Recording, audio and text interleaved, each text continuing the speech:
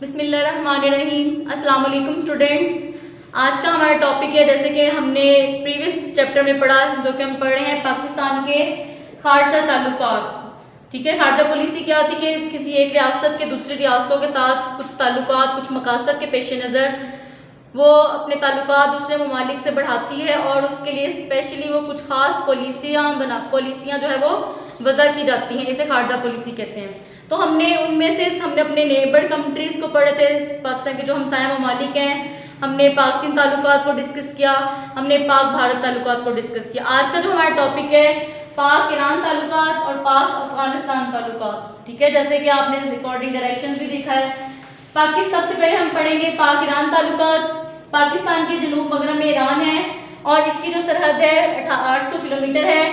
Iran जो है basically हमारा ना सिर्फ हमसाया मुल्क है बल्कि मुस्लिम मुल्क होने की वजह से हमारे इसके साथ ताल्लुकात बहुत खुशगवार हैं। और ईरान ने सबसे पहले पाकिस्तान को तस्लीम किया 1947 में। जैसे ही पाकिस्तान जो है वो दुनिया के नक्शे पर उभरा, ईरान ने पाकिस्तान को एक नया कंट्री जो है वो एक्सेप्ट किया। सो हमारे ईरान के साथ ताल्लुकात जो है वो बहुत ज़्यादा खुशगवार हैं। इस सिलसिले में पाकिस्तान ईरान के आपस में दफाई समझौते हुए 1949 में पाकिस्तान के वज़ीर आज़म ने ईरान का दौरा किया और 1950 में शाह ईरान ने पाकिस्तान का दौरा किया। इसके अलावा सीटो और सेंटो 1954 और 55 में ये जो महादात हुए थे उसमें ईरान भी शामिल हुआ। इसके अलावा मसले कश्मीर पर ईरान ने हमेशा पाकिस्तान का ही मौक़िफ़ की हिमायत दी है और भारत के सिलसिले में मज़म्मत की है और कश्मीरी अवाम के हक़ के खुदारियत के लिए जो है वो उन्होंने आवाज़ उठाई। 1965 और 71 पाक भारत जंगें हुई, उसमें ईरान ने ना सिर्फ पाकिस्तान की इमदाद की, दफाई माशी सकाफती तौर पर इमदाद की, बल्कि पाकिस्तान की उसने भरपूर हमायत की। और इस हमायत की वजह से पाकिस्तान और ईरान के ताल्लुकात हमेशा अच्छे रहे और उनको हमेशा पाकिस्तान ने कदर की निगाह से देखा। माहदा इस्तंबुल एक माहदा हुआ। पाकिस्तान, ईरान और तुर्की में माहदा इस्तंबुल हुआ और तीनों ममालिक, ठीक है, कौन? पाकिस्तान, ईरान और तुर्की, तीनों ममालिक ने आपस में तलीमी, सकाफती, माशी, इक़्तिसादी ताल्लुकात को इजाफा करने के लिए जो है आपस में कॉन्ट्रैक्ट किया। एक तंजीम बनाई गई, इलाक़ाई ताउन बराए तरक्की। इस तंजीम को बनाया गया 1964 में तंजीम कायम की गई, लेकिन कुछ सालों बाद इसको एक नया नाम दिया गया ECO, इक़्तिसादी ताउन बराए तरक्की की तंजीम जो है वो इकोनॉमिक कोऑपरेशन ऑर्गेनाइजेशन के नाम जो है वो दिया गया। 1979 में ईरान में इस्लामी इनकलाब आया। इस्लामी इनकलाब के बाद उन्होंने पाकिस्तान के साथ ताल्लुकात को मज़ीद अपना बेहतर करने के लिए जो है वो अपना ताल्लुकात में खुशगवारियत लाने के लिए जो है वो आपस में महादात किए। सनती और फनी फ़रोग, ईरान ने आपस में पाकिस्तान और ईरान ने सनती फ़रोग के लिए बाकायदा चैम्बर ऑफ कॉमर्स के वफूद एक दूसरे से तबादला किए और 2000 में ईरान में पाकिस्तान के जनरल परवेज़ मुशर्रफ ने ईरान का दौरा किया और मुख्तलिफ आपस में कॉन्ट्रैक्ट किए, खास तौर पे गैस पाइपलाइन का आपस में कॉन्ट्रैक्ट किया। सो अगर हम ट्रेंड देखकर रहे, पाक ईरान ताल्लुकात बहुत खुशगवार है, आपस में मज़ीद कॉन्ट्रैक्ट्स किए जाते हैं और उम्मीद करती हूँ ये हमारे ताल्लुकात आगे भी मज़ीद खुशगवारी रहें। उसके बाद हम आ जाते हैं पाक अफगानिस्तान ताल्लुकात। ठीक है, ये भी हमारा हमसाया मुल्क है जो कि मगरब में वाक़या है और बेसिकली ये हमारा ना सिर्फ हमसाया मुल्क है बल्कि मुस्लिम मुल्क होने की वजह से हमारे इसके साथ ताल्लुकात जो है वो बेटर है। अच्छा स्टूडेंट्स, एक मैं माइनर सी मिस्टेक्स बता देती हूँ आपको। ठीक है, आपका जो लेक्चर लास्ट अपने टॉपिक पढ़ा था पाक भारत, उसमें मैंने आपको बॉर्डर बताया था 22-15 किलोमीटर। ठीक है, तो सॉरी स्टूडेंट्स, उसमें पाकिस्तान और भारत की जो सरहद है वो 1600 किलोमीटर है राउंड अबाउट करीबन। ठीक है, तो जो पाक और अफगान बॉर्डर है वो 2250 किलोमीटर है। ठीक है, काइंडली पॉइंट को क्लियर कर लीजिएगा स्टूडेंट्स। अच्छा स्टूडेंट्स, पाक अफगान ताल्लुकात को हिस्टोरिकल बैकग्राउंड में थोड़ा सा आपको, अगर आपने 9th स्टैंडर्ड में इस बात को अंडरस्टैंड किया हो या आपको याद हो, मैं अगेन आपको रिमाइंड करवा देती हूँ। मैंने आपको बताया था कि अफगानिस्तान, जब पाकिस्तान 3 जून 1947 का मंसूबे का ऐलान हुआ था तो अफगानिस्तान की इस बारे में राय थी कि जो हमारा शुमाल मगरबी सरहदी इलाका है जो कि करंट हमारा खैबर पख्तूनख्वा है, वो इलाका भी अफगानिस्तान में शामिल कर दिया रहे। लेकिन क्या हुआ, रेफरेंडम करवाया गया। रेफरेंडम से जो 90% पॉपुलेशन थी उन्होंने पाकिस्तान के हक में जो है वो फेवर दी, लिहाजा ये इलाका हमारे एरियाज़ में शामिल हो गया। अब इस बात को लेके अफगानी जो थे उन्होंने पाकिस्तान को तस्लीम नहीं किया। लेकिन 1948 में इनके ताल्लुकात का बाकायदा सफारती ताल्लुकात का आगाज़ हुआ। और इसके अलावा पाकिस्तान जब वजूद में आया तब ताल्लुकात खुशगवार नहीं थे, लेकिन 1948 में खुशगवार ताल्लुकात कायम करने की कोशिश की गई। पाक अफगान सरहद 1893 में जो बरतानवी सदर ड्यूरेंट थे उन्होंने और अफगानी सदर जो है अमीर अब्दुर्रहमान थे, उन्होंने आपस में एक माहदा किया और पाकिस्तान और अफगानिस्तान की जो सरहद थी वो बाकायदा फिक्स की गई। और इसकी जो है लेंथ 2250 किलोमीटर थी तकरीबन, और इस सरहद को ड्यूरेंट लाइन कहा गया। समुद्री तिजारत, जैसे कि स्टूडेंट्स आप जानते होंगे कि अफगानिस्तान जो है एक पहाड़ों से घिरा हुआ मुल्क है, ठीक है। उसके बॉर्डर्स जो है साथ उसके जो नेबर कंट्रीज है साथ देकर उसके साथ कोई समुद्र लिंक नहीं करता। और जैसे कि आप जानते हैं कि हमारे साथ हमारे जनूब में बहिरा अरब लिंक करता है, ठीक है। तो लिहाजा अफगानिस्तान को तो समुद्री रास्ते के लिए पाकिस्तान की ज़रूरत पड़ती है। पाकिस्तान उसको अपनी राहदारी देता है ताकि वो अपनी दरामदा जो है वो कर सके। रूस की फौजी मुदाखलत, जैसे कि 10th क्लास आप लोगों ने पहले भी पढ़ा चैप्टर नंबर 1 में कि जहाद अफगानिस्तान रूस ने 1979 में अपनी फौजें अफगानिस्तान में दाखिल कर दी, जिससे क्या हुआ, अफगानिस्तान से बहुत सारे महाजिर उस वक्त ज़िया की हुकूमत थी वो पाकिस्तान आए। पाकिस्तान ने उनको मोस्ट वेलकम किया और उनकी जो है वो बेसिक नीड्स जो है पूरी की। पाकिस्तान की कोशिश से रूस, अमेरिका और बरतानिया ने एक माहदा किया 1988 में, और रूस ने अपनी फौजें जो है वो अफगानिस्तान से वापस बुला ली। इसके बाद स्टूडेंट्स 11 सितंबर 2001, ठीक है, 9/11 का इंसिडेंट हुआ जिसमें अमेरिका की 2 बिल्डिंग जो है वो क्रैश हुई, जिसमें उन्होंने जो सारा इल्ज़ाम था दहशतगर्दी का वो अफगानिस्तान पे लगा दिया।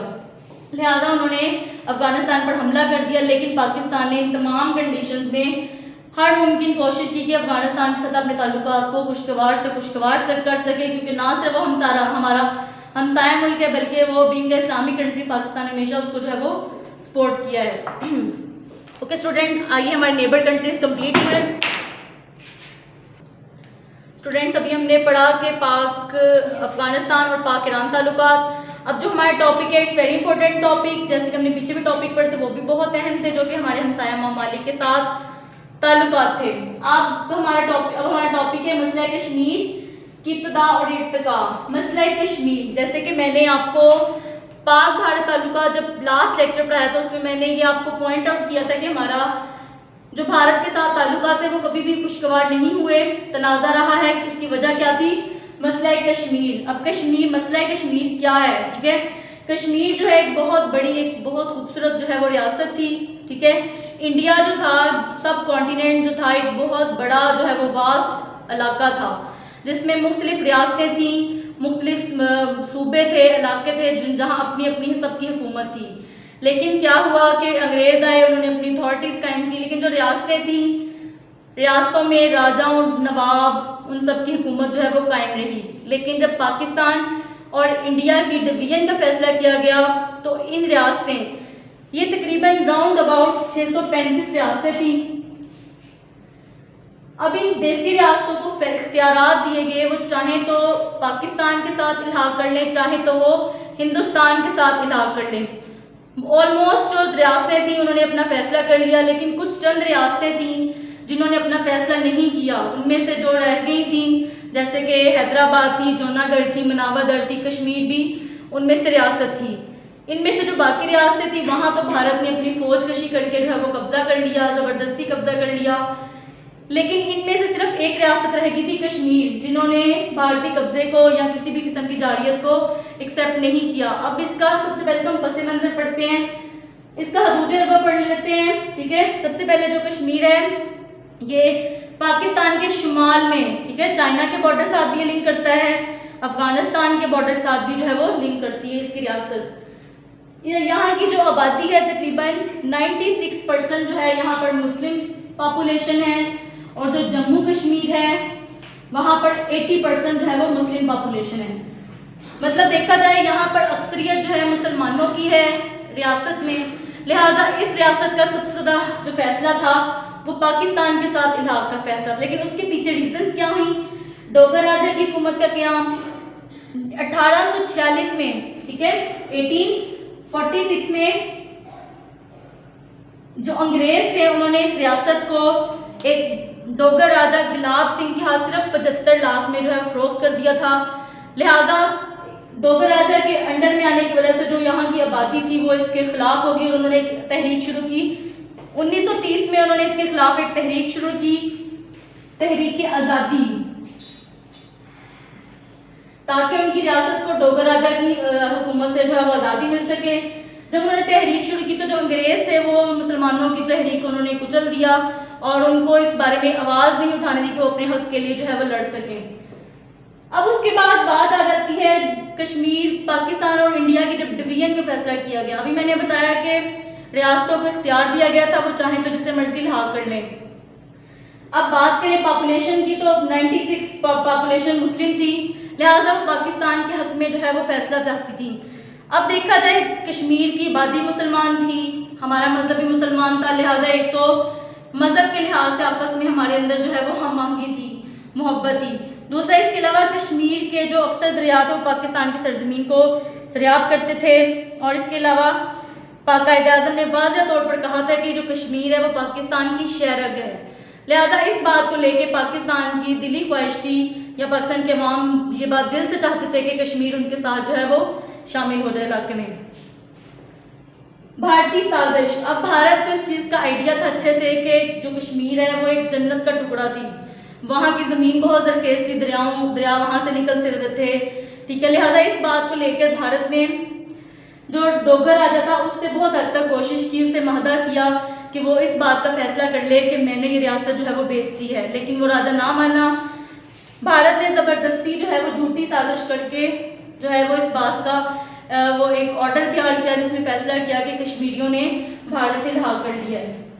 अब जब कश्मीरी मुजाहिदीन को इस बात का पता चला कि भारत ने ये फैसला किया, उन्होंने जंग का फैसला किया, लिहाजा 1948 में पाकिस्तान और भारत की आपस में जंग हुई जिसको 1 जनवरी 1949 को जंग बंद करवा दी गई। 1948 को जंग का आगाज हुआ और 1 जनवरी 1949, अच्छा, भारत ने जंग बंदी का ऐलान किसने किया? इक़वाम मुत्तहिदा का जो अदारा है, ठीक है, इक़वाम मुत्तहिदा का एक अदारा है सलामती कौंसिल। सलामती कौंसिल को उसने दरख्वास्त दी। सलामती कौंसिल का मकसद क्या है? दुनिया में जंगबंदी करवाना, अमन अमान कायम करवाना। उन्होंने 1948 में जंग हुई, उसमें से 1/3 पार्ट जम्मू कश्मीर जो कि आज़ाद करवा लिया गया, जो कि हमारा हिस्सा है। उसके बाद जंग बंद करने का हुक्म दिया गया, जंग बंद कर दी गई। पाकिस्तान ने being a member of United nation जंग रोक दी गई। लेकिन मसला कश्मीर जो सलामती कौंसिल में गया, सलामती कौंसिल ने फैसला किया कि जो कश्मीरी अवाम है वहाँ पर रेफरेंडम करवाया जाएगा, ठीक है। इस रेफरेंडम से क्या मुराद है कि उनसे वोट लिया जाएगा, इस्तिस्वाब राय करवाया जाएगा, वो खुद फैसला करेंगे कि वो किस इलाके में शामिल होना चाहते हैं। अब कश्मीर के मुस्तकबिल का फैसला तो जो सलामती कौंसिल ने तय कर लिया था सो कर लिया था। अब भारत को इस चीज़ का अच्छे से अंदाज़ा था अगर तो कश्मीर की अवाम ने इस्तिस्वाब राय हुआ तो वो पाकिस्तान के हक में ही फैसला करेंगे। उन्होंने इस्तिस्वाब राय करवाने की बजाय मज़ीद अपनी फ़ौज कश्मीर में दाखिल कर दी और वहाँ पर जो है उन पर मज़ीद जुल्म सितम जो है तशद्दुद करना शुरू कर दिया, उनके हकूक़ जो है वो मारने शुरू कर दिए। भारत की टाल मटोल की पॉलिसी, इक़वाम मुत्तहिदा का जो अदारा सलामती कौंसिल है उन्होंने कोशिश की लेकिन भारत ने हमेशा टाल मटोल की। लिहाजा इक़वाम सलामती कौंसिल जो है वो इस बात से बड़ी जमा हो गया, उनको इस चीज़ का अंदाज़ा हो गया कि भारत इस बारे में नहीं हक में कि रेफरेंडम करवाए। उन्होंने अपनी पॉलिसी चेंज कर ली और खुद जो है वो आज तक इस बात का फैसला नहीं करवा सके कि भारत और पाकिस्तान के दरमियान जो मसला है कश्मीर है उसको जो है वो हल किया जाए। मेरा ख्याल है स्टूडेंट्स आपको बहुत अच्छे समझ आएगा, ये बहुत इंपॉर्टेंट क्वेश्चन है आपका, ठीक है। अल्लाह ताला आप सबको अपनी ईमान में रखे। अल्लाह हाफिज़।